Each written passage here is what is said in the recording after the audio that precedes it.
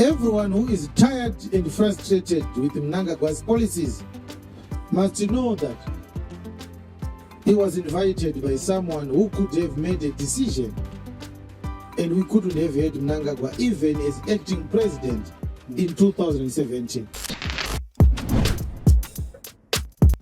Hello guys, how are you? My name is SJP. Welcome back to another video. Yes, Apostole Tf Chiwenga vari kuya moto vachifuridza mvuto chaiyo kuna V.P.Chiwenga, accusing him of the aftermath zvakazoitika after vaMnangagwa vave pachigaro. Regai tinzwe Apostole Tf Chiwenga vachitaura vega nyaya idzi.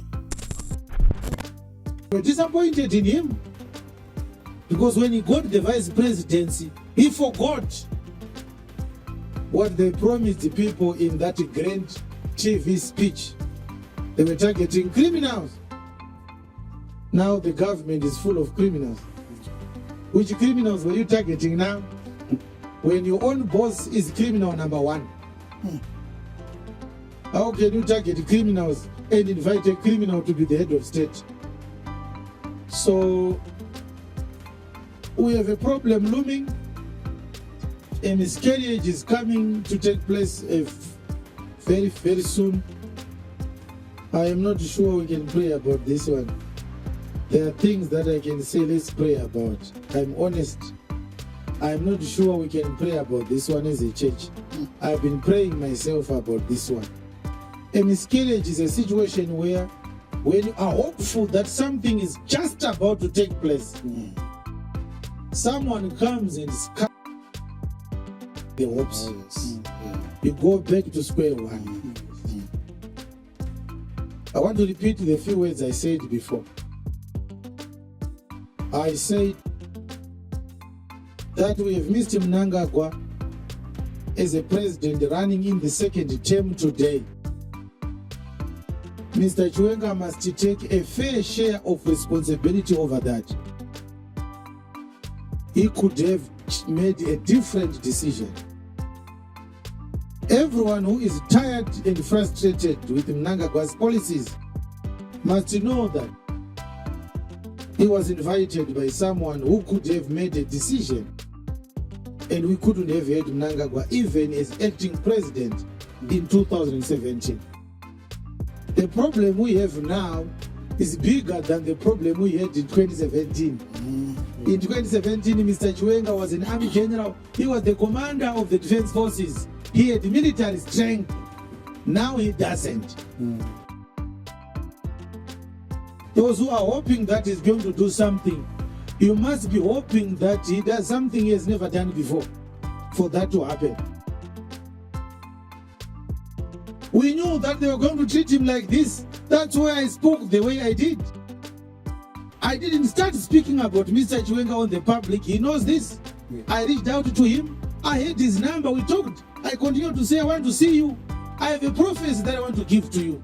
And his wife, I spoke to her as well. Yes, I spoke to her. And they ignored me. I wanted to say to him, don't join this government. It's a mistake. All right. Sometimes I speak to you like this so that you manage your hopes. They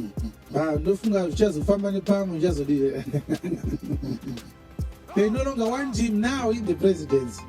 It's just a matter of time. Unless he does something that he has never done before. Yes, they don't want him anymore. My worries are on the people who listened to him when all these things were being discussed. They had hopes that they are doing this, the coup which they did in 2017. They hoped that it's there to change things for the better. There are people who joined him with an honest heart. But of course, there were ulterior motives inside the hearts of others. Those people are being victimized. As we speak now, there are members of the Zimbabwe Defense Forces who ran out of Zimbabwe, fearing for their lives. Some are in Zambia. I speak both as a man of God and as an informed man also?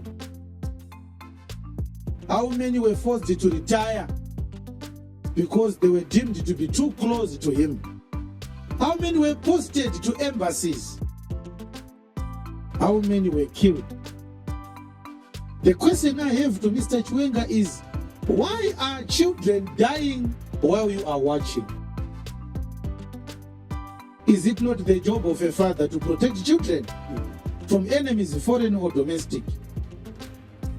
People who believed in you are now victimized and you are doing nothing about it. Is that what a leader does? I rest my case. What I'm praying for right now is that, like I said before, pain unites the people of Zimbabwe now than ever before. There's no speech that can unite Zimbabweans. We are people who are operating under a curse. We are cursed. Zimbabweans are cursed people. It's easy to tell two sides of a cursed people. We don't care about each other. People who steal money from the corpse of a man who died in an accident are only but cursed. Mapurisa edezitarapi ari kuba mari muhomwe dzezvituna vakasvika paaccident scene mapurisa ari kusecha zvituna votora mari muzvituna ozofonyera hama dzavo vanouya pasini yeaccident voona chikwama chisina kana sendi. Vanhu vanobira zvituna, mapurisa ari kubira futi zvituna. Ndozvakaita case nation izvozvo. Ndochinje kutanga ichocho. The second thing that shows a case nation is when you find joy, when a person is feeling pain, simply because the pain is not coming to you. We are not united and we don't feel for each other. Those two things. No unity and we don't feel each other's pain. Varume 3 vekanzuru vanoshungurudza munhu achiklemperwa mota makatarisa kunoti ana zvaatadza munhu. Vanhu vachidarika so hapana anoti vanhu vekanzuru don't maneta nekuti victimize. 3 mapurisa anorova mukadzi mutaundi varume vachidarika so hapana kuti mapurisa komunorova mukadzi aita sei. Ndozvakaita varume here izvozvo. These are two signs of a cursed nation. When you see somebody in pain and you feel nothing, it's a sign that you are cursed. When you are not able to unite with someone for a common cause that is affecting all of you, we may be from different political parties, but this is corruption. We all agree this is corruption. Yes. We are going to set aside our political differences and fight corruption together. We are not able to do that. That's a sign of a case. How does Makandiwa convince his members that ZANU-PF and Mnangagwa is a God-given government when they are the same people seeing horror at the government hospitals? Munobva musi weMonday kusvika musi weSaturday muchishanyira hama yenyu iri kurwara muchiona vanhu vakararama matress akabuda mawaya. Munatsoona kuti hurumende haisi kugona kuchengetedza zvipatara zvedu. Muenda kuchechi musi weSunday. Prophet oti president huchi imoti amen. No case where it is. How can you believe a man speaking from the pulpit full of nonsense instead of using your own daily experiences in the nation? Do you need a prophet to tell you whether there's good leadership or there's no leadership? You don't need a pastor. You don't need a prophet. Look at our roads. Look at our hospitals. Look at our schools. That's a fair assessment and an objective one concerning leadership. How does Mutendi convince his members to vote for ZANU-PF? Anoshandisa chi chamusiri kuona mega mazuva ese kuti havasi kutitungamira zvakanaka vanhu ava vane utsinye. That's a sign of a cursed nation. When we are in this case now, even what I'm saying today will not unite us. Pachatoda kurohwa, kubhinywa, kuurayirwa hama dzedu ndo zvichatibatanidza. Only pain can unite a cursed society. Yes. The Bible says when the children of Israel cried by reason of the taskmasters, then God heard them. It took the taskmasters for the Hebrews to cry together. Pain united the Hebrews who were in Egypt. Vakarohwa nemataskmasters kusvika vawirirana kuti yanguva yekuti tibude muno nyika hamusi kugarika.